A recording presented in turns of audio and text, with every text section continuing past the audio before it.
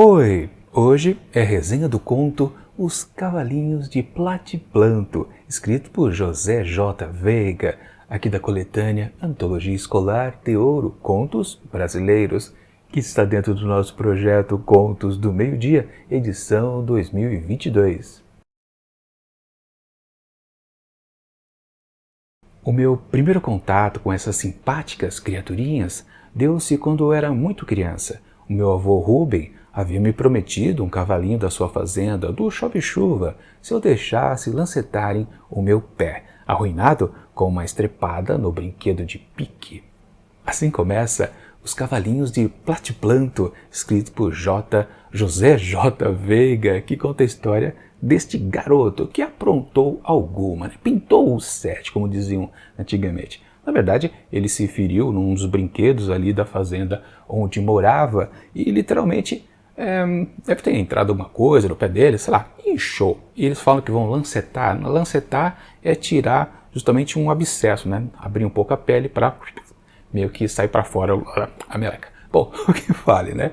Ele faz birra, na verdade, o moleque, né? Ele não quer dar o braço a torcer também, né? Quer se mostrar valente, mas ele arma um escarcéu danado e meio que ele se compromete, né? Na verdade, depois a gente fica sabendo um pouco mais para frente do texto, que nem está doendo aquele probleminha ali no pé dele. Ele está fazendo mais arte mesmo, né? Está fazendo cena, digamos assim. Não deixa lá o farmacêutico bulir com ele. O pai também não consegue remediar nada. Eis que surge a figura do seu avô, o Rubem, já comentado aqui, que faz exatamente a proposta indecente, né? Olha, deixem, né, cuidar do seu pé, que eu prometo que você vai poder andar num dos meus cavalinhos, que está exposto também na abertura do texto. E claro que o moleque fica então empolgado, mas tem um problema, né? Caramba, eu tô machucado, né? Ele fala que não está doendo, mas no fundo, machucado o pé está. Então vai ficar esse dilema a partir dos próximos dias, né? Já tem a promessa do avô dele poder cavalgar um dos cavalos lá da fazenda de corre-chuva. Mas será que vai dar tempo dele se curar até o dia justamente da boa diversão? Bom, eu não vou dar mais detalhes porque senão estraga a experiência de quem ainda pretende ler esse conto. Minha avaliação do texto. Bom, com certeza essa narrativa aqui é daquelas que a gente conhece bastante em várias antologias, que é reviver o passado, principalmente a infância. O narrador aqui desta obra, a gente percebe, ele já está velho, não é determinado quanto tempo no futuro que ele escreveu esta memória, mas sim, aliás, tem até um detalhe interessante, ele fala que é a primeira vez que ele viu essas simpáticas criaturinhas, né? Os cavalinhos de Platiplanto. E claro, então ele viu depois, mas quando? Em que circunstância? Quando a gente vê o final da narrativa, você pensa, só pode ter sido do jeito que termina, não pode ter um outro momento diferenciado. Será sempre nessa base. Mas, ok, vá lá, né? É curioso esse conto aqui que, no começo, uma questão bem de opinião pessoal, né? Eu achava interessante a marra do garoto. É muito boa no começo, né? Porque ele não dá o braço a torcer, ele não quer ser curado ali pelo farmacêutico. Mas quando vê a proposta indecente, como eu coloquei, do avô, né, de deixar ele cavalgar um dos cavalinhos lá de sua fazenda, se ele, né, fizer o favor de facilitar a vida ali, não só do farmacêutico, mas também do pai e da mãe, que já estavam aflitos pelo estado que está o pé dele, não devia estar coisa bonita, com certeza, né?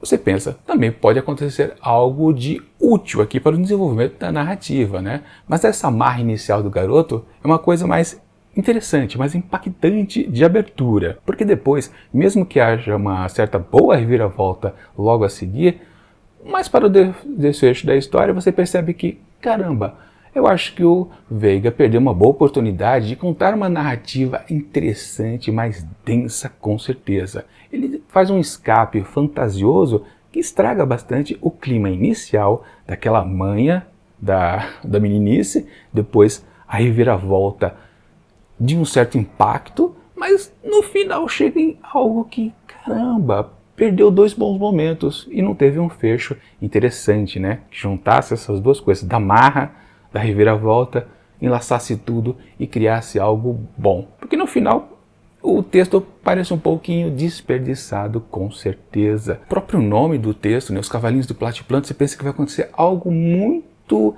diferenciado, mas não. O que acontece é algo até, digamos, batido. Eu estou meio que reclamando um pouquinho do conto aqui, mesmo sem entrar nas áreas de spoiler. Daqui a pouco, mais ao final do vídeo, eu vou contar como o texto termina. Mas eu estou meio que já reclamando aqui das opções narrativas do José J. Veiga, porque eu já tive contato com ele em 2 contos que eu li aqui dessa outra coletânea também de contos de autores brasileiros. Os 100 melhores contos brasileiros do século, no caso do século passado, né? E a organização aqui, que foi do Ítalo Morricone, ele selecionou 2 contos do J. Veiga. Pois é, e os 2 são muito bons, muito interessantes. Eu recomendo bastante que você procure aqui nessa publicação, que eles são realmente de tirar o chapéu, não sei, aí vai também dar gosto do freguês, né? Mas que são muito superiores a este daqui, com certeza. E aí faço um apontamento, né? Pô, como é que um organizador, ele chega a 2 bons textos de um autor e um outro, ele chega a um texto bem menor? Claro, é um gosto pessoal que está envolvido aqui, né? Não é apenas aqueles critérios literários, não, esse texto, ele alcança certos objetivos na literatura e por isso precisa ser sempre lembrado. Não, não é o caso aqui, principalmente. Você pode até dizer 2 contos aqui, que um, em comparação com o outro, pô, um é mais fraco que o outro, podia ter selecionado apenas um, né? Porque um autor merece 2 destaques entre os 100 melhores contos brasileiros. Existem outros autores aqui que acho que tem até 3 ou 4 contos selecionados, mas dos 100 melhores, porque 2 eram justamente dele. E por que um outro organizador não pegou exatamente um desses 2, ao invés dos Cavalinhos de Platiplanto? Pois é, os textos que estão aqui do J. Veiga são Entre Irmãos e também A Máquina Extraviada. A Máquina Extraviada é um conto mais maluco, meio ficcional, e já o Entre Irmãos é um texto mais, claro, de família, né? Aquela tensão familiar. Mas por que então o outro aqui selecionou esse texto um pouquinho mais fraco? Não sei. Claro, já estou adiantando para vocês que eu me frustrei bastante com o final aqui desse conto. E sim, o desdobramento tem tudo a ver por causa da reviravolta e pela tensão inicial que o garoto estava lá no começo, né? Por causa da proposta do avô, claro. Mas o J. Veiga podia ter se esforçado mais em criar algo que realmente causasse um impacto muito mais interessante. Enfim, eu não posso dizer nada porque a história realmente é muito simples, ela não tem grandes desdobramentos. E quando acontece a grande modificação após até a reviravolta, aí que a coisa fica mais esquisita. Num certo momento, eu até comecei a fazer uma certa aposta. Será que está acontecendo X? Mas aí ao final a gente descobre que não é X, é apenas Y. Aí eu fiquei mais desapontado ainda. Bom, não posso dizer nada, mas a partir de agora eu vou contar e vou entrar nas áreas de spoilers e vou contar tudo realmente como essa narrativa termina. Então, se você não quiser saber, mas quiser pular para o momento onde eu digo anota, dá uma olhada aqui nos capítulos do vídeo e vai lá para frente, porque agora eu vou começar a falar sobre os spoilers. Bom, já que você já fugiu daqui, ou está, porque não liga para spoiler, já digo, né? Sim, a grande reviravolta é que a pessoa que tanto prometeu os cavalinhos para esse moleque morreu. Pois é, o avô Rubem acaba falecendo antes de chegar aquele dia onde ele poderia ter a oportunidade de ir lá na fazenda de Corre-Chuva e montar os cavalinhos. E o problema é que ninguém mais da família quer cumprir a promessa do avô. Muito menos um tio meio ranzinza que assumiu a administração da fazenda. Ele não quer deixar nenhum cavalo sair dali. E depois a gente acaba descobrindo que esse tio é até um cara de pau, né? Meio que trai a família inteira. Assim, bem de en passant, né? Mas é um texto interessante que podia até render uma outra oportunidade do texto caminhar para algo também bom. Mas não, ele também perde a oportunidade. Não sei porque ele deixou essa deixa, o J. Veiga, e não aproveitou. Seria interessante mesmo. Mas de qualquer forma, a partir daí que esse garoto não tem mais a opção de poder cavalgar os cavalos, o que acontece? Pois é, aí é a opção que talvez seja a pior parte do texto. O autor preferiu partir para uma fantasia pura e simples. Na verdade, para um campo onírico. Ele quis apenas mostrar que o garoto estava tão fascinado com aquilo, com aquela oportunidade dos cavalos, que ele, quando dormiu, sonhou e sonhou demais.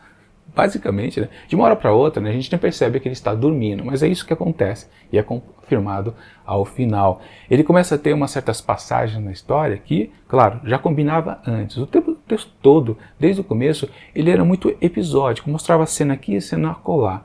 E quando tem essa passagem para a parte mais fantasiosa, onírica, né, de sonho mesmo, você não percebe que ele está dormindo, mas também tem as pequenas cenas, até que chega uma completamente da esquisita. Aí você fala, peraí, isso não está mais no campo da realidade. O que é que aconteceu? Aí que eu disse, caramba, tá, o texto ganhou uma coisa, uma vertente interessante. Minha aposta, o garoto morreu também. Seria muito bom, mas não. No final o texto acaba dizendo que ele apenas sonhou, estava o tempo todo apenas sonhando. Claro, depois da morte do avô, né? Pela frustração de nunca mais poder ter cumprido exatamente o desejo do avô, já que ninguém da família estava meio que liberando os cavalinhos, ele sonhou literalmente com aquelas maravilhas. E a primeira vez então que ele as encontrou, ele, como diz o narrador adulto, né? Ele voltou a encontrar os cavalinhos de Platyplanton, mas quando? Quando ele ainda estava terminando a sua infância ou mesmo já na sua fase adulta inicial, ou sempre sonhou com os tais cavalos mágicos? Pois é, a gente não consegue determinar, mas no fundo, o texto ele fica meio que broxante, né? Ele não parte para um caminho mais agradável. Quer dizer, é agradável a magia ali do garoto, mas não é agradável na leitura para nós, porque parece justamente, de novo, que a marra inicial do garoto, mais a reviravolta e mais a soma das duas coisas pudessem resultar em algo de útil para a narrativa. Mas não, né? Ele parte para uma solução muito da simples, o J. Veiga, que é uma coisa que, para mim, desapontou bastante. E quem já viu os outros dois contos que eu comentei com vocês, caramba, aí ficou uma coisa frustrante, né? Aliás, eu vou deixar o link das minhas resenhas desses dois contos aqui em cima. Então, caso vocês não comprem o livro, né, vocês podem dar uma olhada, pelo menos, de como é a história em si, nas duas outras oportunidades narrativas desse autor brasileiro. De qualquer forma, para os cavalinhos de Platyplanton, fica registrada aqui a minha frustração. Podia ser muito melhor, o Sr. J. Veiga.